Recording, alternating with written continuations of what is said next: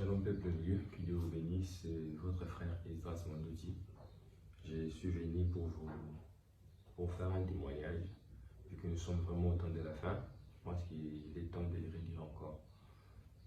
Si vous lisez le livre de Genèse chapitre 6, là, vous allez voir quand est-ce que les deux semences, la semence de l'homme qui est la semence caïnique et la semence de Dieu, qui est la semence de Seth, se sont mélangés, décidé de détruire l'univers dans son entièreté par le déluge. Mais avant cela, un homme avait eu grâce, il a appelé Noé et il lui a dit de construire l'arche. Dans Genèse chapitre 7, là nous voyons Dieu ordonner à Noé d'entrer dans l'arche. Mais ce qui est paradoxal est que là où Noé échangeait avec Dieu, les hommes n'étaient pas là. Noé juste apparu comme ça, dire aux gens qu'il y aura la pluie. Et c'était quelque chose vraiment de nouvelle à ce temps-là, parce qu'on n'a jamais entendu parler de la pluie depuis que le monde était monde. Mais néanmoins, il avait eu une commission et Dieu lui avait dit de construire l'arche afin que les hommes entrent pour qu'ils s'échappent. Peu importe la sainteté, la solution était d'entrer dans l'arche de Noé. C'était Noé qui avait la solution. Et si vous lisez bien, vous allez voir que Noé n'était pas le seul dans sa famille. Noé avait aussi ses frères et ses sœurs. Mais Dieu avait appelé que Noé, et même les frères de Noé, il ne lui pas dit qu'ils étaient entrés dans l'arche et ils avaient péri. Et comme nous sommes vraiment au temps de la fin, la Troisième Guerre mondiale s'annonce. Nous voyons déjà comment est-ce que l'Allemagne, qui était réticente, a envoyé ses chars léopards, je crois. Et les Américains aussi veulent envoyer leurs chars, des Abrams, des consorts et tout. Tout se concentre vraiment pour cette dernière guerre. Et j'aimerais vous dire, vous qui n'êtes pas encore informés, ou peut-être que voilà, vous êtes mal informés. En ces temps de la fin, Dieu a envoyé un homme avec un message. De la même manière qu'il avait envoyé Noé. C'est vraiment paradoxal et ça sort de l'ordinaire. Cet homme-là, c'est mieux que frère Branham. Il n'est pas Dieu, il n'est pas personne comme les gens aiment bien l'adorer. Parce que vous avez croisé de Branhamistes. Mais je ne vous parle pas, je parle d'une chose qui concerne Dieu, que Dieu a utilisé. Non. Vous voyez. Et frère Branham, quand il était en train de baptiser la 17e personne à la rivière Oyo, la colonne de feu descendait comme du temps de Jean-Baptiste sur la rivière et une voix est sortie de là. Il y avait des multitudes de gens. Et la voix a dit, de même que Jean envoyait Jean-Baptiste pour ma première venue, toi je t'envoie avec un message. Ce message-là va préparer ma seconde venue. Bien aimés frères et sœurs, je pense que le salut c'est vraiment individuel. Et surtout le ciel et l'enlèvement, c'est vraiment individuel.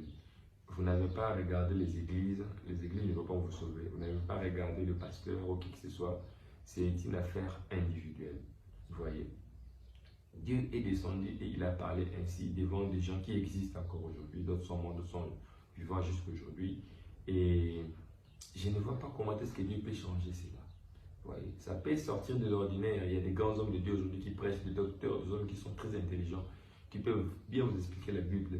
Mais la voix de Dieu pour vous aujourd'hui, c'est par ces messages-là. Ces messages-là, ce n'est que les retours de pratiques bibliques de Genèse à l'Apocalypse. Ce n'est pas une invention de Branham. Ce n'est pas quelque chose, non. C'est la pratique et l'expérience biblique de Genèse à l'Apocalypse. Vous voyez, ce n'est que ça qui peut vous donner l'accès au vrai baptême du Saint-Esprit. Et ce n'est que ça qui permettra que quand Dieu reviendra, pour prendre son épouse, comme ce sera un retour secret, tout le monde, personne ne sait pas tout le monde qui le verra, vous pouvez être participant. Vous voyez, souvenez-vous, pour que Jacob puisse voir la vision de l'échelle, il devait s'y trouver dans un endroit bien spécifique qu'on appelait le Péniel, qui lui avait dit la face de Dieu. Et aujourd'hui aussi, Dieu ne voit pas les gens, il ne regarde pas tel pasteur à une grande église, il ne regarde pas l'autre là à beaucoup de brebis, il ne regarde pas cela. Dieu regarde à Péniel qui est son message. Et tout le monde qui s'y trouve dans ces péniels, dans ces messages, et non seulement il s'y trouve, mais il pratique et il vit, il a expérimenté le message, alors cet homme-là aura la grâce de Dieu. Vous voyez, nous ne voulons pas avoir une religion d'occasion, que quelqu'un d'autre a expérimenté, étudié de la Bible, où Paul avait fait ça, et tout ça. Non, l'heure est venue d'expérimenter nous-mêmes. L'heure est venue, comme Paul dit dans 2 Corinthiens 13, verset 5, de s'examiner nous-mêmes et de voir si nous sommes dans la foi. Je pense que c'est vraiment ce que nous devons faire. Et cette foi, c'est une foi biblique, c'est une foi apostolique. Christ demandait, est-ce que quand le Fils de l'homme reviendra, il va trouver de la foi sur la terre? Quelle est cette foi? C'est la foi qu'il avait laissée dans ses serviteurs, les apôtres et les anciens qui avaient prophétisé sa venue, le prophète. Donc nous sommes dans un temps très crucial où nous devons soit croire, soit périr. Je vous invite vraiment à examiner vous-même la Bible, à prendre le temps. Vous qui n'avez pas encore reçu ce message, ne les critiquez pas parce que vous avez écouté. Prenez le temps vous-même de le sonder et voyez si cela n'est pas conforme à la Bible.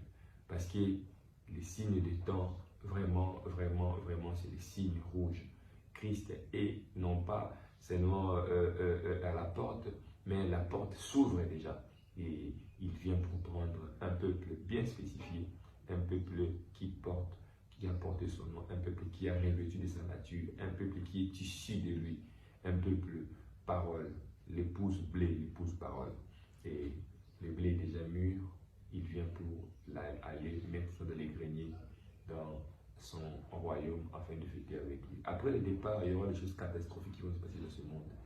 Les gens seront persécutés, on n'aura plus le droit, comme vous pensez, de prier comme vous voulez. Non, non, ça sera très difficile.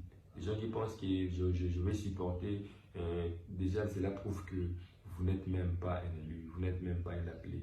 Parce que c'est les moments, c'est les bons moments de laver nos lampes, c'est les bons moments de remplir de l'huile, comme il est écrit dans Matthieu 25. Vraiment, que Dieu vous bénisse. C'était votre frère Esdras Mondouti. À plus et à la prochaine. Merci beaucoup.